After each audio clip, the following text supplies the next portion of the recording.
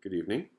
Today is Thursday, February 1st, 2018. January is no longer, and we're continuing The Lion, the Witch, and the Wardrobe by C.S. Lewis with Chapter 12, called Peter's First Battle. Chapter 12, Peter's First Battle. While the dwarf and the white witch were saying this, miles away, the beavers and the children were walking on, hour after hour, into what seemed a delicious dream. Long ago they had left the coats behind them, and by now they had even stopped saying to one another, "Look, there's a kingfisher," or "I say, bluebells," or "What was that lovely smell?" or "Just listen to that thrush." They walked on in silence, drinking it all in, passing through patches of warm sunlight into cool green thickets, and out again into wide mossy glades where tall elms raised the leafy roof far overhead, and then into dense masses of flowering currant, and among hawthorn bushes where the sweet smell was almost overpowering. They had been just as surprised as Edmund when they saw the winter vanishing and the whole wood passing in a few hours or so from January to May. Just like January passed here. They hadn't even known for certain, as the witch did, that this was what would happen when Aslan came to Narnia. But they all knew that it was her spells which had produced the endless winter, and therefore they all knew when this magic spring began that something had gone wrong, and badly wrong, with the witch's schemes.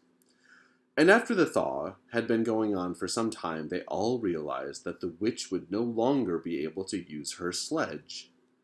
After that, they didn't hurry so much, and they allowed themselves more rests and longer ones. They were pretty tired by now, of course, but not what I'd call bitterly tired, only slow and feeling very dreamy and quiet inside, as one does when one is coming to the end of a long day in the open. Susan had a slight blister on one heel. They had left the course of the big river some time ago, for one had to turn a little to the right, that meant a little to the south, to reach the place of the stone table. Even if this had not been their way, they couldn't have kept to the river valley once the thaw began, for with all that melting snow, the river was soon in flood. A wonderful, roaring, thundering yellow flood, and their path would have been under water. And now the sun got low, and the light got redder, and the shadows got longer, and the flowers began to think about closing. "Not long now," said Mr. Beaver, and began leading them uphill across some very deep, springy moss. It felt nice under their tired feet, in a place where only tall trees grew, very wide apart. The climb, coming at the end of the long day, made them all pant and blow. And just as Lucy was wondering whether she could really get to the top without another long rest, suddenly they were at the top, and this is what they saw. They were on a green, open space from which you could look down on the forest, spreading as far as one could see in every direction, except right ahead. There, far to the east, was something twinkling and moving. "By gum," whispered Peter to Susan, "the sea!" In the very middle of this open hilltop was the stone table. It was a great grim slab of gray stone, supported on 4 upright stones. It looked very old, and it was cut all over with strange lines and figures that might be the letters of an unknown language. They gave you a curious feeling when you looked at them. The next thing they saw was a pavilion pitched on one side of the open place. A wonderful pavilion it was, and especially now when the light of the setting sun fell upon it, with sides of what looked like yellow silk, and cords of crimson, and tent pegs of ivory, and high above it on a pole a banner which bore a red rampant lion fluttering in the breeze which was blowing in their faces from the far-off sea. While they were looking at this, they heard a sound of music on their right, and turning in that direction they saw what they had come to see. Aslan stood in the center of a crowd of creatures who had grouped themselves around him in the shape of a half-moon. There were tree women there, and well women, dryads and naiads as they used to be called in our world, who had stringed instruments. It was they who had made the music. There were 4 great centaurs. The horse part of them was like huge English farm horses, and the man part was like stern but beautiful giants. There was also a unicorn, and a bull with the head of a man, and a pelican, and an eagle, and a great dog. And next to Aslan stood 2 leopards, of whom one carried his crown, and the other his standard. Here's what some of those folks gathered around Aslan look like.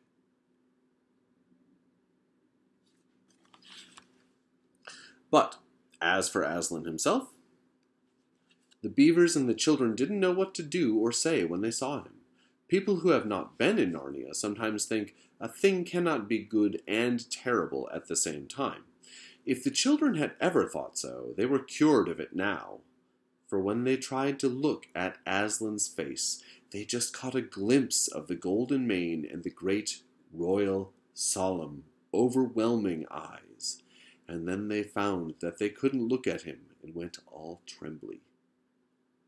"Go on," whispered Mr. Beaver. "No," whispered Peter, "you first." "No, sons of Adam before animals," whispered Mr. Beaver back again. "Susan," whispered Peter, "what about you? Ladies first." "No, you're the eldest," whispered Susan. And of course the longer they went on doing this, the more awkward they felt. Then, at last, Peter realized that it was up to him. He drew his sword and raised it to the salute, and hastily saying to the others, "Come on, pull yourselves together," he advanced to the lion and said, "We have come, Aslan." "Welcome, Peter, son of Adam," said Aslan. "Welcome, Susan and Lucy, daughters of Eve. Welcome, he-beaver and she-beaver." His voice was deep and rich, and somehow took the fidgets out of them. They now felt glad and quiet, and it didn't seem awkward to them to stand and say nothing. "But where is the 4th?" asked Aslan. "He has tried to betray them and joined the White Witch, O Aslan," said Mr. Beaver. And then something made Peter say, "That was partly my fault, Aslan. I was angry with him, and I think that helped him to go wrong." And Aslan said nothing either to excuse Peter or to blame him, but merely stood looking at him with his great, unchanging eyes. And it seemed to all of them that there was nothing to be said. "Please, Aslan," said Lucy, "can anything be done to save Edmund?" "All shall be done," said Aslan, "but it may be harder than you think." And then he was silent again for some time. Up to that moment, Lucy had been thinking how royal and strong and peaceful his face looked. Now it suddenly came into her head that he looked sad as well. But next minute that expression was quite gone. The lion shook his mane and clapped his paws together. Terrible paws, thought Lucy, if he didn't know how to velvet them, and said, "Meanwhile, let the feast be prepared. Ladies, take these daughters of Eve to the pavilion and minister to them." When the girls had gone, Aslan laid his paw, and though it was velveted, it was very heavy, on Peter's shoulder, and said, "Come, son of Adam, and I will show you a far-off sight of the castle where you are to be king." So here's a moment again where C.S. Lewis, when this book was written in the early 1950s, is sort of shunting the women to the side and giving all the fun parts to the boys. But we don't think that's necessary these days. We used to maybe think as a society that it was better to protect women, that they were, like the fairer sex, and that they were the delicate people who needed all the protection. But really, as far as strength and mettle goes, men and women can have as much as any person.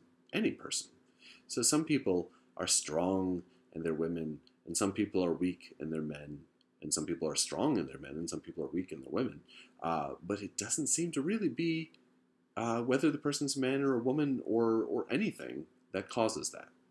So, just a little perspective on what we see in the book.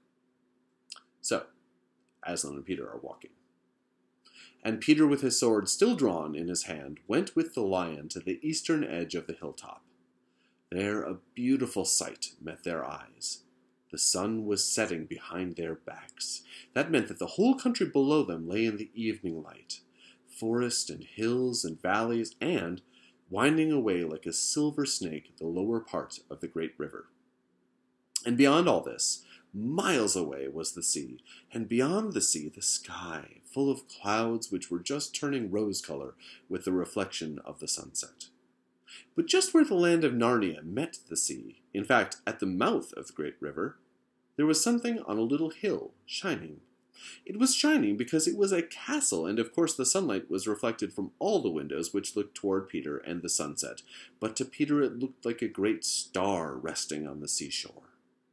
"That, O man," said Aslan, "is Cair Paravel of the Four Thrones, in one of which you must sit as king. I show it to you because you are the firstborn, and you will be high king over all the rest." And once more Peter said nothing, for at that moment a strange noise woke the silence suddenly. It was like a bugle, but richer. "It is your sister's horn," said Aslan to Peter in a low voice, so low as to be almost a purr, if it is not disrespectful to think of a lion purring. For a moment Peter did not understand. Then, when he saw all the other creatures start forward and heard Aslan say with a wave of his paw, "Back! Let the prince win his spurs," he did understand, and set off running as hard as he could to the pavilion, and there he saw a dreadful sight. The naiads and dryads were scattering in every direction. Lucy was running toward him as fast as her short legs would carry her, and her face was as white as paper. Then he saw Susan make a dash for a tree and swing herself up, followed by a huge gray beast. At first Peter thought it was a bear. Then he saw that it looked like an Alsatian, though it was far too big to be a dog. Then he realized that it was a wolf. A wolf standing on its hind legs with its front paws against the tree trunk, snapping and snarling. All the hair on its back stood up on end. Susan had not been able to get higher than the second big branch. One of her legs hung down so that her foot was only an inch or two above the snapping teeth. Peter wondered why she did not get higher, or at least take a better grip. Then he realized that she was just going to faint, and that if she fainted she would fall off. Peter did not feel very brave. Indeed, he felt he was going to be sick. But that made no difference to what he had to do. He rushed straight up to the monster and aimed a slash of his sword at its side. That stroke never reached the wolf. Quick as lightning it turned round, its eyes flaming and its mouth wide open in a howl of anger. If it had not been so angry that it simply had to howl, it would have got him by the throat at once. As it was, though all this happened too quickly for Peter to think at all, he had just time to duck down and plunge his sword as hard as he could between the brute's forelegs into its heart. Then came a horrible, confused moment like something in a nightmare. He was tugging and pulling, and the wolf seemed neither alive nor dead, and its bared teeth knocked against his forehead, and everything was blood and heat and hair. A moment later he found that the monster lay dead, and he had drawn its sword out of it, and was straightening his back and rubbing the sweat off his face and out of his eyes. He felt tired all over. Then, after a bit, Susan came down the tree. She and Peter felt pretty shaky when they met, and I won't say there wasn't kissing and crying on both sides.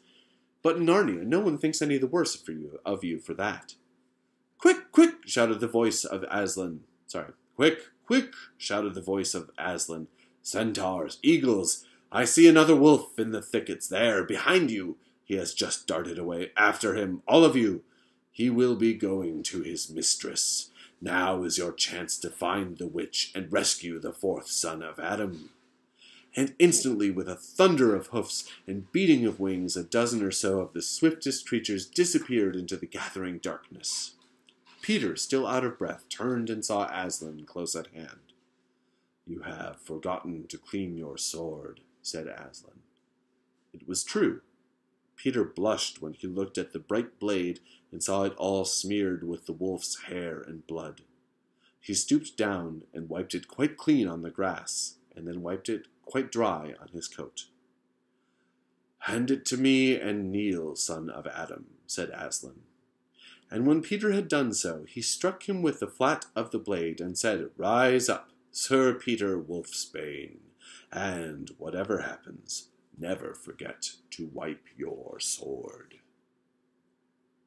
Chapter 13 will be called Deep Magic from the Dawn of Time.